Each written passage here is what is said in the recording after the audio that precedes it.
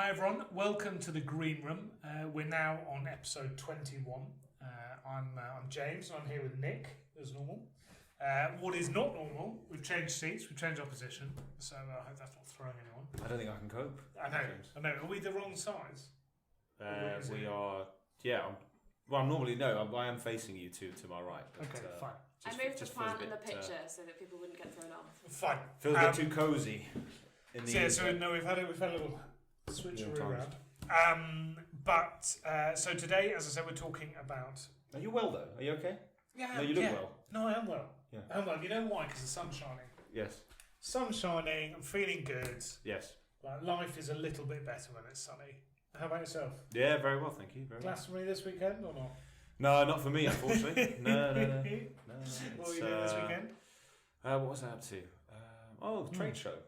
Yeah. Oh, yes. I was there with you, in fact. Yeah. I should have known you went to Glastonbury. Good. Excellent. It would have been a worry. It would have been a worry, yeah. It was a memorable one. No, it was good. The trade show is very useful. Yeah, good. So we're on episode 21. Episode 21, yeah. The number of ultimate spiritual transformation. So hopefully by the end of today, with the title of Renewables, we'll be at an end's journey, you know. Well, hopefully not. Hopefully there'll be an episode 22. Hopefully there'll be episode 22 and the start of other renewable discussions about energy sources, wind, solar, the whole lot. So before we start, if you want to listen to this podcast, you can listen to us on Apple Podcasts, you can listen to us on Spotify, TuneIn Radio, another one? Stitcher. That's where we host. Oh, Podbean. And Podbean is where we host our... and how can you find us if you ever forget? You go to our website, and top right, there's a button that says podcast. You click on it, and you can subscribe by any of these means. And if you would prefer to watch us, although not Harry, because she's still a little bit camera shy, you can go to YouTube and type in The Green Age or The Green Room, and our channel will appear, and there you'll be able to watch us. And I think that adds a little bit of something else, doesn't it? When you get to see us. You know? Sure. Yeah. Right, where do we start? So it's quite a statistics-heavy podcast today. So we've really lots of percentages. I've got my calculator. Excellent. So the sums add up. You know. Good. We want things to add up, obviously. So we're going to start just to. We talked about this the other episode, and I think it was episode 19. Which was about nuclear power, is that correct, Harry? Yep. And I made a point. So when we added the solar, wind, and nuclear, effectively 50% and over of our energy generation is low carbon. But then that's obviously still the other 50%. It's still heavily hydrocarbons and sort of oil and gas. Coal and gas mainly, yeah. The good news is that now over a fifth of our energy generation is through renewables, so solar and wind. Obviously, when the sun's shining and the wind. Over a fifth? Yes, so over 21%. What's over that, isn't it? And so are we including hydro and stuff in our renewables, or are you just doing solar and wind? So solar and wind. Just the reason that's poignant is because we had no. It's just we had lots of headlines about. So what was it? 2 weeks of coal free. We had many consecutive days, and then about a week ago there was a day of coal, which is disappointing. Yes, but we are back to 0% today. I had a look. Our disappointment is that still about 40, or we're over a third, or 39% is generated by gas. Gas is a hydrocarbon, although kind of pollutes less than coal. We are still heavily reliant on it for both electricity generation and central heating. Yeah, obviously in the winter more. So gas does the most, right? So let's break this. Start going through the crunching the numbers. So 39% is gas, right? So that's more than any other. That's the number that the government by 2050 under their recently announced aims and targets are looking to bring right down to essentially nothing. Do we think that's feasible for a start? Looking at you both for comment. It's going to be tricky in transportation. Maybe on the kind of power generation side, we could see. Obviously, we need. I'm a bit more of an advocate for nuclear, so we'd have to see what kind of baseload power source we'll have there. Okay. Hopefully, it is at low carbon.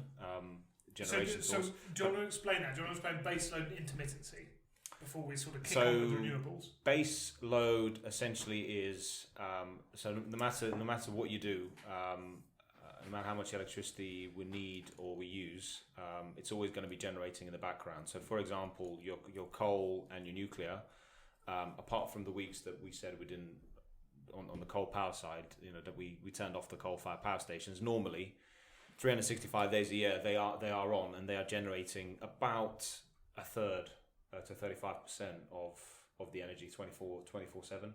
So during the day, we top that up, because obviously in the mornings and during the daytime we go to work, we use lots of energy. Also in the evenings, when we cook, when we do things, we lose lots of energy. So then we top it up with gas, which is a stable source because we sort of store it and we pump it as we need it, and which we're going to get to, the intermittent sources, which are kind of depending upon what conditions we're facing. So if it's sunny, we're going to be generating solar. If it's not sunny, no solar. If it's windy, wind, yes, etc., etc. Okay, so it's basically the stable background of which we definitely need to have is your nuclear. Yes. And mainly, the biggest thing is you just can't turn on and off a nuclear power station. Very difficult, yeah, because it's it takes a lot of time. The same with coal, actually. I mean, coal, seemingly, you can turn on and off quite quickly. However, in actual real terms, it does take a bit longer. Gas, as you say, we can store it. It's very good. You can turn it on in the same way that people turn their heating on, and 2 seconds later it's producing something. It's a very, very similar kind of story for gas power plants. But then we come on to the renewables, which is kind of what we're focusing on today. The sort of the environmental factors have to be correct to produce any power. So that is that's kind of what the government are looking to push. And so that will couple with energy storage, which I guess we're going to speak about in more detail at a later date. I guess, and from a practical point of view, we were quite lucky the last 2 weeks or whenever it was when we didn't have to use the coal, because we kind of had the right conditions for wind, and it was warm and sunny enough for solar as well. So all our renewables are going full throttle, basically, at that stage. But as you say, if the wind isn't blowing at night, then the 21% of energy that came from wind and solar last year just doesn't do anything. It doesn't help us. Yeah, so then going back to what you said is quite interesting. So on that 2050 target, so you very much, we've concentrated on the the generation sources. So i.e., what are we going to use to generate to satisfy demand? Yeah. The other way to obviously get to that target is to use less of it. So there's a statistic that Harry pulled up for us that actually since 2001 to 2010, we had a 10% reduction in the demand. So i.e. an increase in energy efficiency. Things through like lighting, more efficient boilers. So all the condensing boilers have come in. Harry's looking. Go on. Well, there is another theory as to why our energy consumption has come down, and that's the idea that people aren't able to heat their homes because it's too expensive. Has fuel poverty gone up? Fuel poverty has, but fuel poverty has gone up. I think genuinely the numbers have gone up. However, they have defined energy poverty, which means it captures a whole load more people. So the actual number, if you were to look in 2005 to now, the numbers are vastly different, but it's because they had this new definition. But yeah, so there's a few different reasons why people think that the UK, because the EU average drop in that last decade is 1% as opposed to our 10%. So a lot of people, there's a lot of opinions. Our industry has slowed down over the last 10 years. I kind of buy into that, but then you look at, so if there's 25 million homes in the UK, right, and we really started hitting cavity walls, in the late 90s, and we probably did 6 million of those properties between 10 million lofts. Between kind of 2000 and 2012, we did the vast bulk of that. And I know that home energy isn't the only energy, because there's sort of business energy and all that sort of stuff. Energy's used by businesses. But if you massively decrease the energy demand there, then obviously that's going to see a significant energy reduction. And don't forget also in transportation has been a massive So we managed to get bigger bang for our buck. So in terms of on the diesel, so the regulations have got more stringent. The kind of the engines have become more efficient in a sense that we've got the advent of hybrid cars, we've got electric cars. Although probably the electric ones didn't really affect the 2001 to 2010 figure, because as we talked about in a previous episode, they've only kind of started to really take off over the last few years. Yeah. But certainly, on kind of the industrial fuels, which mainly diesel, the engines have got a lot more efficient. So I guess they're using a lot less fuel for the activities that they would kind of usually do, which has kind of played nicely into that kind of reduction of that target. So that is 2050 is going to be the combination of the two. Yes. Yeah. So it's reduction in energy usage. Although I feel that's the curve will probably begin to level out in terms of our downward sort of usage curve of energy. When because cars are now very efficient, it's going to be difficult to take them more efficient. You know what I mean? And a lot of homes are more efficient. We go into businesses on a sort of daily basis, and the swap to LED lighting. The LED lighting thing is massive in commercial spaces. Makes a massive difference. And so things like that, they're all very, very much in place now. And don't forget lighting controls and smarter controls in businesses. So a lot of it's whereas before they'd probably keep the lights on 24/7. Some of these towers now, if you go to, my dad actually told me this because he sometimes drives quite late at night. So if you go through the city, you can see some of the big buildings. They turn the majority of the lights off, whereas before they keep it on. So it's quite good. And a lot of the big companies have got big kind of energy management teams. They've got ISO 50001, whatever the standard is for energy, constant energy reduction improvements, which they have to satisfy, one from a regulatory perspective, but also it's quite nice for the shareholders as well. Yeah, that they know that the companies are using the resources efficiently, of which energy is agreed. So I think what we're going to do now is sort of take the different renewables in turn and talk a little bit about them, how they kind of work, what they do, what they add to our mix, and then we're going to talk about some of the arguments around them after. I think so. We're just going to sort of give a basic introduction, then go through. So let's do wind power. So wind power, you've got two kind of major ways or major how do you say them? So we got onshore and offshore. I don't quite how you call the categorization of them. So onshore wind farms are essentially, in an open space. You'd see them, as you're driving on a motorway, hopefully spinning, as they're generating the energy source. And you tend to see more of the offshore ones, which you probably still see them for a motorway. They're just in the sea. You see those, you see them coastal. But I seem to spot a lot of them as I'm, flying back to the UK via the channel. If it's a nice clear day, I can see them out in the kind of North Sea, which is quite nice. Which do you think we have more of? I think we have more onshore. However, the offshore ones generate a lot more power because they are massive. 10 points. It's about 60% onshore and 40% offshore, round about there. But offshore make more power. Yeah. By a country mile. Yeah. As in, because they're massive. But the only thing, so the only kind of negative, well, there's probably a few negative things about wind power, but it's the transmission losses. So because you've still got to get the electricity from the coast in. However, it is much more localised than a great big power station in the middle of the country trying to ping power out. If you have wind turbines all over, it is a lot more localised form of power. And the UK, it's one of the best locations for wind power due to our. It's not just because we're UK based. Would you use the word topography in terms of the kind of the way the wind blows around the land, etc., etc.? I don't know, James. Is that the right term? I didn't do geography. I did economics, so we're probably two bad people to ask. We're not just kind of, just saying that because we're in the UK. Actually, you're right, because we're surrounded by coast, whichever direction you essentially go in. So in theory, there's a lot of space, where we can site them and build those offshore wind. And an argument you often make for HS2, is that you really want to keep the skill set, yes, in the UK, which is why I sort of went from Channel Tunnel and then we went to the Crossrail and now HS2. So this is I kind of like that thing. I never thought about it. But and this a little, it might sound a bit kind of controversial, and I think it's personal opinion, but you know how they've delayed HS1. Sorry, after how they've delayed Crossrail by a year and a half.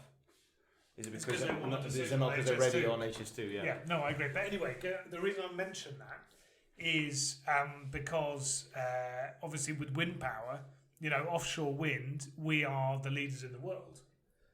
We're the big daddies of this, and so I feel that they're only going to get, number one, bigger, the wind turbines. I feel that we have the expertise, and when we go through Brexit, if it ever happens or whatever does happen, these are the kind of trades that actually we can then go and export our skill sets. Yeah, which is quite nice. So I feel that wind turbine, it does get a lot of support from the government. That's quite right, and I understand that people will be upset by that. However, I still think there are some. Nuclear subsidies are enormous, and even for gas and coal, etc. They're still there. There are still subsidies. So offshore wind is more expensive than onshore, but obviously the more we build it, the more expertise we get, the more costs come down, and the economies of scale. The cheaper, exactly, and that's economics for you. But also, so as you make the turbine bigger, it increases the amount of output by 9. I may have made that up. Might have to fact check that. But I think that's what happens. So basically what you're doing is every sort of little bit you're increasing it is exponentially getting more wind. Mm-hmm. So that's why they're trying to make fewer turbines but make them bigger and bigger and bigger. Yeah. So that's why these things are enormous. And if you go and see them, if you're in kind of Essex where you can see these things off the coast, they are big. They're really big. But, for us, as you say, it produces just under a fifth of our energy, which is an enormous contributor. The issue, as with all renewables, is it's intermittent. So if the wind's not blowing, you haven't got much wind. Sorry, you haven't got much wind. You haven't got much power. But also when it's generating too much, and in proportion to what the demand is from homes and businesses. Yeah. Then it just, unless you store it somewhere. Yeah. It just. Can't use it. Disappears. But they, the bigger turbines now can turn their propellers, I guess you call them, and so they won't catch the wind. Flips. I'm excited. Propellers. Let's go back to propellers. But those blades. Those wind turbines are owned by people who are expecting to make money off them. And so they want them spinning. So they want them spinning, so the government have to pay them not to spin. So they have to pay them to, turn their turbines or whatever. So we lose money on having such. But this is where the problem you have, and this is where we start. The first issue arises that we'll talk about. But it's this intermittency thing versus your kind of base load power that is producing all the time, 100%. So nuclear is producing power all the time, right? In an ideal world, you'd scale that back to 80% as it's on a windy day to make up the power for the grid. But we can't seem to do that. So the nuclear will just keep running 100%, and the wind turbines, as you say, they will either stop them spinning, or we will have to store that energy somewhere, and that's probably something for the future. But anyway, wind turbines, in hindsight, produce about, in review, produce about a fifth of our power. The UK are world leaders in it. 2 types, onshore, offshore. And offshore is a lot more expensive. Prices are coming down. But also what we said is, so Harry, you'll remember in a previous episode, I think this was in the nuclear power episode, we were just talking about kind of relative scale and what you need. So if we were to 100% satisfy all of the energy demand in the UK, we'd need to cover the North Sea by about 2/5. Yeah. In wind turbines. So i.e. if that's the only energy source we have to rely on, that's how much we'd have to build. So plenty. It has to be a mix. What was it? Your man had a name, didn't he? Who was the guy that came out with this? There was a scientist. David Mackay. That was in 2012, actually. I think that his figures are outdated. Really? Yeah. Because it's become more efficient, which we'll go on to. Right, solar PV. So the problem with solar PV in the UK is it's never sunny. Right? It is right now. We are basking in sunshine, and this will last probably for a week, and then summer will end and it will rain. I'm surprised. We're in Wimbledon week or fortnight. So the first week of Wimbledon is always brilliant, and the second week tends to get rained off. We just don't really have the perfect weather system for solar PV. However, when the sun shines, it's very effective, and solar panels are becoming much more efficient as time goes on. We're producing with solar about 4% of the power within our grid. And intermittency is a lot clearer here because when it's dark, you've got no power. The sun goes down, that's it. And during the winter, especially when the days are a lot shorter, you're producing a lot less power. And so there is a real issue with kind of the supply of that. But this is where I think, so in the UK, where on-roof solar or really local solar for your own use really works, but solar parks, etc., don't necessarily work because of what you just said. Because then, the winter, when you're not generating a lot, you're still going to need to transport that not a lot of energy that you've just produced and do something with it, and it's not going to do much. So and the issue is that it doesn't. Basically, in the winter you're using more power because you're using more light and you've got heating. And lots of people have gas heating, but lots of people also have electric heating, and lots of commercial spaces use electric heating. But solar doesn't help that because you're producing a lot more power in the summer, and so it doesn't fit. The curves don't kind of overlap, and so it's not that useful. That being said, if you have battery storage, and I think in the next probably 5 years we'll see a huge amount more. People get solar PV installed and they will store that power, especially if we move to these time of use tariffs, where you can sell that power you make. So the power I'm making today at 4 o'clock on a Thursday, the sun is shining. I can sell that power for a lot of money in 2 hours' time. I store it in the battery and then I sell it back to the grid. And I think so. It's going to be everyone is going to have their own little power plant on their house, and I think that's going to become a really interesting thing with solar. But we're not quite there yet. Would be my thoughts on that.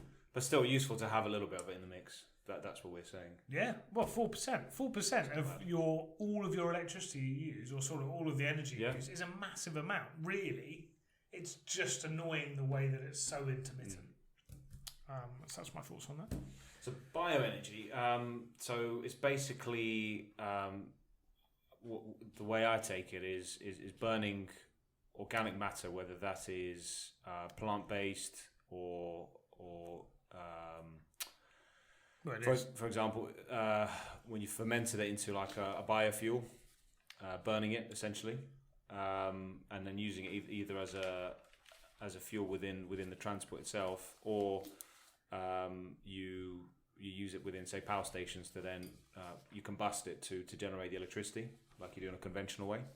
But the way it's not a renewable source, but it's sort of recycling carbon in cycle. So when it's growing, when the biomatter is growing, it's taking carbon from the atmosphere, and when you combust it, it releases it back into the atmosphere. So during photosynthesis, it stores the carbon.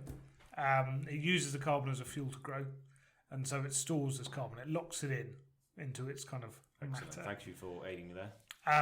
At the end of it, so that's over a long period of time, and then on day 100 of this process, I cut down that bit of plant and I burn it, and it releases all that carbon back. Stuff that's stored during growth, it releases it back. So it is carbon neutral. The issue with this is, there are loads of issues with it. You're growing loads of crops, so you're cutting down amazing forests to put in really quick growing crops to produce this carbon neutral fuel. Yeah. Well, that kind of defeats the object of going green. We're removing. It's a little bit like the palm oil thing. Palm oil is used everywhere now, and you're cutting down loads of natural habitats to grow palm oil, or to grow trees that produce palm oil, and it just seems that I kind of get where they're going, but it's defeating the object. Yeah, and you're not, and then actually when you're cutting down all these forests and stuff, so not only are you cutting down resources that sort of help with the environment and the photosynthesis process and bringing oxygen back into the atmosphere, but also forests and trees they do quite a lot with storing water in the ground. So when you take that off, you get when the topsoil washes off? There's a science name for it, but don't know what word it is.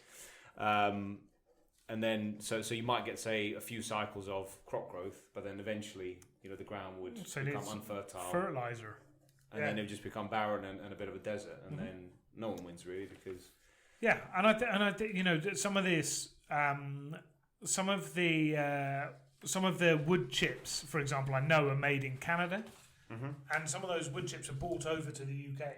That's not very carbon. Right, so I've got a carbon neutral fuel that is grown in Canada. I then bring in a boat that's spewing out whatever it's spewing, diesel, I guess. You burn in Tilbury, yeah? And then I burn it in Tilbury, and it's green.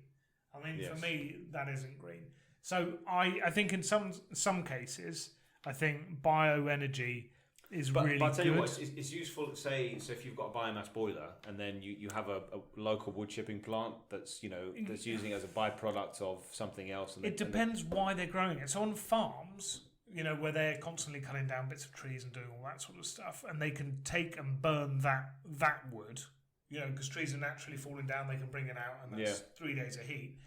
I get that.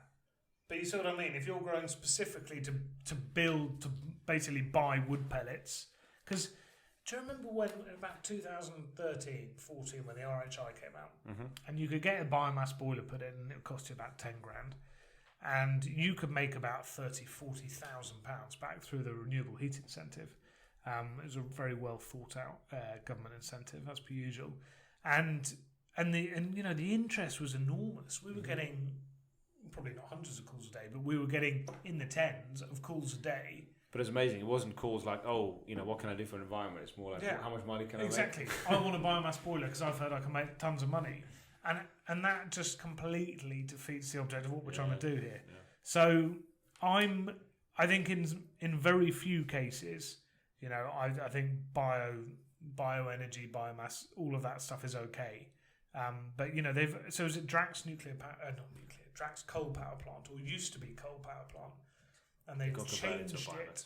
It got converted into a biomass power plant, and so that's why on just suddenly one day coal went basically to nothing and biomass just shot up because they're swapping burning coal, which is the same process. It's still locking carbon in, and it's still carbon that's been locked in from many moons ago.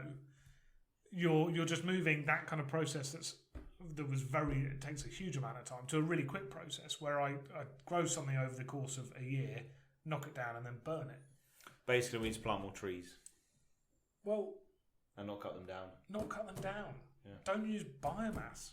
It's just rubbish. And lock the carbon in the ground. I think, for me, bioenergy makes sense in a setting where you're naturally creating those kinds of things. So if every farm was heating itself on a biomass system, that would be great because they're creating loads of that stuff anyway. It's when we cultivate land specifically to make it. Yeah, at the expense of something else, and then have to transport it and then process it, and then it's no longer renewable at all.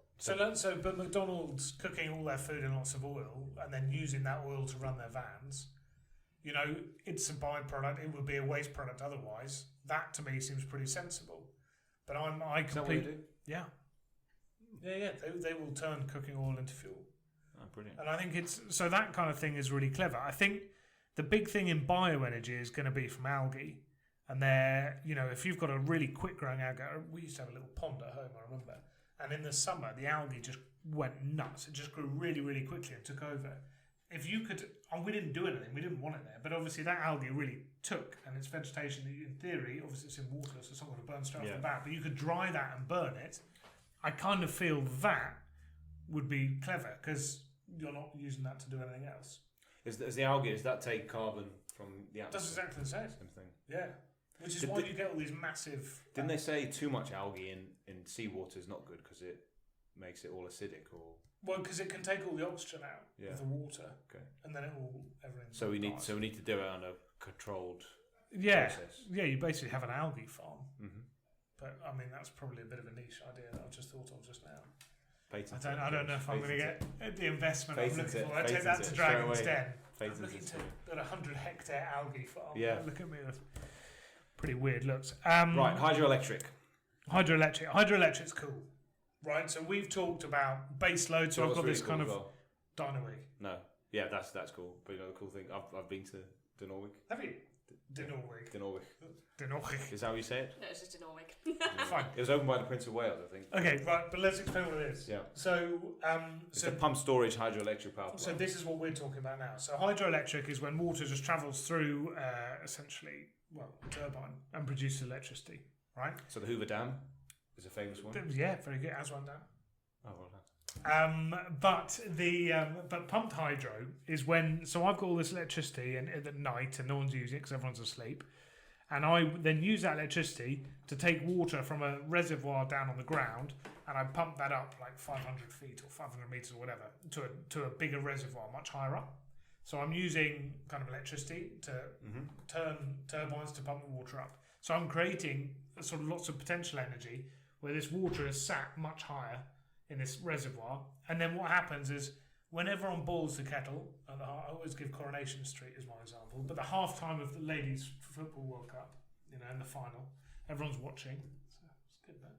So they can turn a switch, and within 7 seconds, it is producing power because all of the water in this suddenly high reservoir is flying through the turbine into the lower reservoir, and they're producing loads of electricity that they can throw into the grid very quickly to be a very reactive source of power. So to hit those random spikes in demand, and that is cool technology. It was, So still is a brilliant piece of engineering. So if you ever, they do kind of certainly when I was there, it was open to kind of visitors and education. So I was quite lucky to see the Norway and the presentation. But exactly what you said, they showed a demo of how in the evening they just turn it on, release the water, and then literally within a few seconds it can power a city like Liverpool. Yeah. And it is amazing. We've talked before, I think, about the one that they've got planned for up in Loch Ness, which is a similar kind of thing, but bigger. And actually, what's interesting, if you look at the...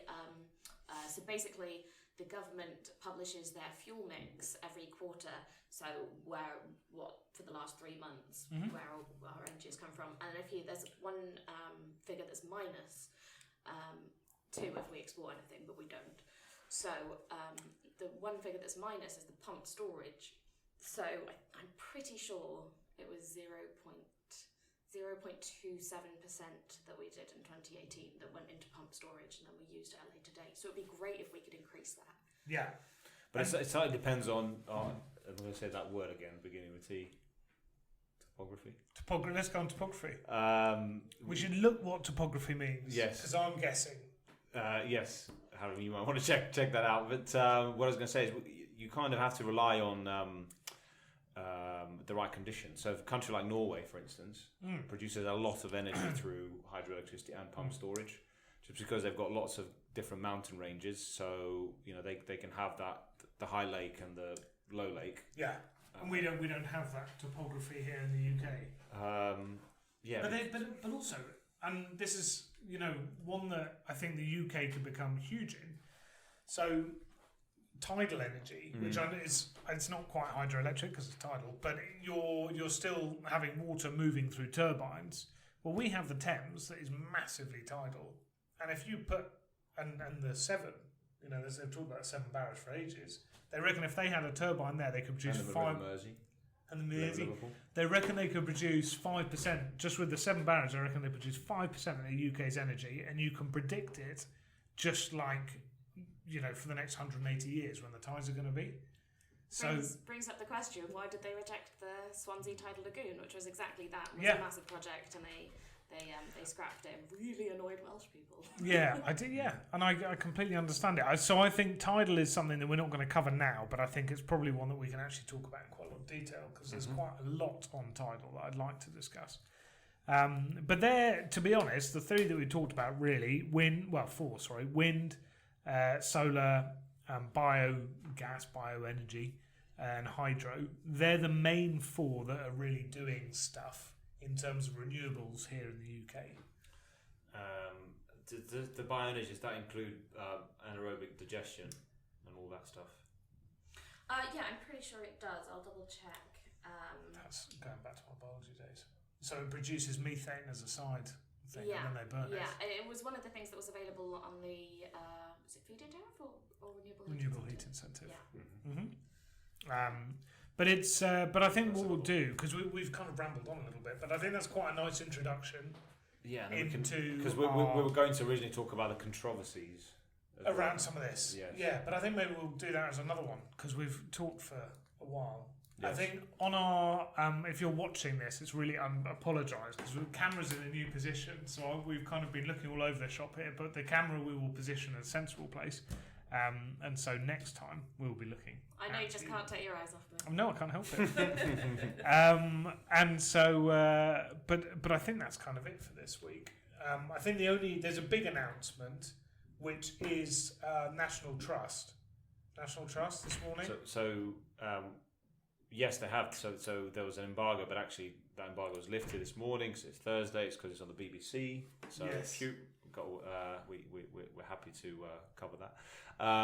So essentially, they will divest. The National Trust will divest from funds that are currently investing. So they've got lots of assets into the oil industry. They've got loads of assets. Yes. Have you seen how much they invest? A lot of money. I think it's a nice thing they're doing, but it's 2019. They could have thought about these sorts of things years ago. Given what the National Trust does. No, I agree, but it's tricky when most of the country, the majority of the country, is powered by non-renewables. Yeah, but there's other kind of non-fuel companies that they can invest in.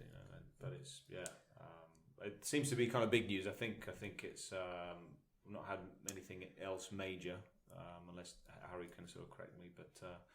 Nothing major in the news, but I would say to our listeners that we're working with the BBC on a project at the moment, which is all about solar panels and solar companies.